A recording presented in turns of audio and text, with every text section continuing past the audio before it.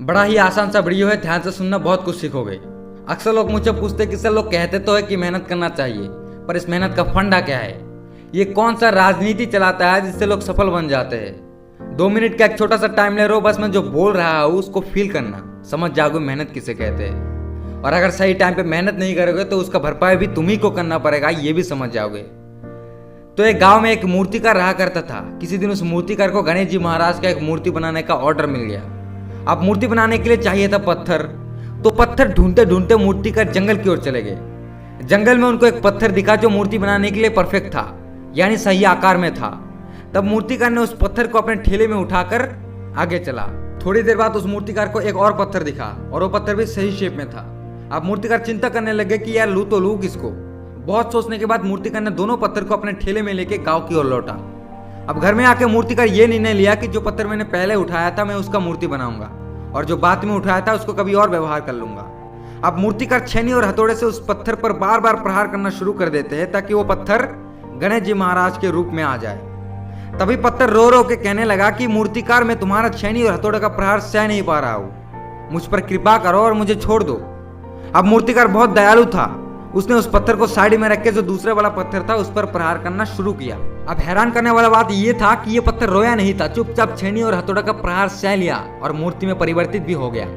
कुछ दिन बाद कुछ लोग गणेश जी महाराज को लेने के लिए मूर्तिकार के घर तक पहुंच गया। तब मूर्तिकार ने क्या किया, गणेश जी महाराज के साथ उस पत्थर को भी दे दिया जो छेनी और हथौड़ा का प्रहार सह नहीं पाया, कि चलो यार मंदिर में कुछ तो काम में आ जाएगा। अब गणेश जी महाराज पत्थर के रूप में मंदिर में विराजमान हो गए और वो जो पहला वाला पत्थर था उसको नीचे लेटाया गया ताकि लोग उस पे नारियल तोड़ सके। बहुत दिन बाद वो पत्थर रोने लगा जिसको नीचे नारियल तोड़ने के लिए लेटाया गया। तब गणेश जी महाराज के रूप में रहने वाला उस पत्थर ने पूछा कि तुम रो क्यों रहे हो?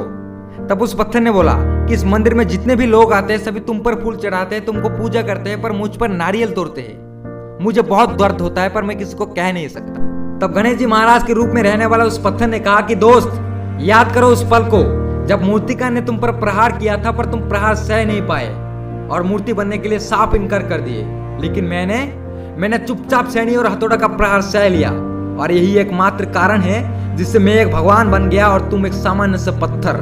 अगर उस दिन तुम थोड़ा सा मेहनत और पीड़ा सह लेते तो आज तुम भगवान होते और मैं एक पत्थर। माय डियर फ्रेंड्स, इसी को कहते हैं मेहनत। अगर सही समय पर वो पत्थर थोड़ा सा मेहनत कर लेता तो आज वो भगवान होता, लेकिन उसने ऐसा कुछ नहीं किया और एक सामान्य सा पत्थर बन गया। अक्सर इंसान भी इसी पॉइंट पर फंस जाते हैं। लोग सही समय पर मेहनत तो नहीं करता है और सारा दोष भाग्य पर दे देता है, लेकिन इंसान सबसे बड़ा दोषी रहता है। इंसान को यह याद रखना चाहिए कि सही समय आने पर मेहनत और कष्ट दोनों ही करना पड़ता है। अब डिपेंड तुम पर करता है कि तुम भगवान वाला पत्थर बनना चाहते हो या नारियल तोड़ने वाला आम पत्थर।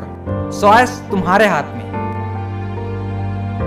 अगर इस 3 मिनट के वीडियो ने तुम्हारे शरीर में आग लगाई हो तो इस चैनल को सब्सक्राइब कर देना, और हो सके तो इंस्टाग्राम में फॉलो कर लेना, क्योंकि वहां हम आपका सवालों का जवाब देते हैं।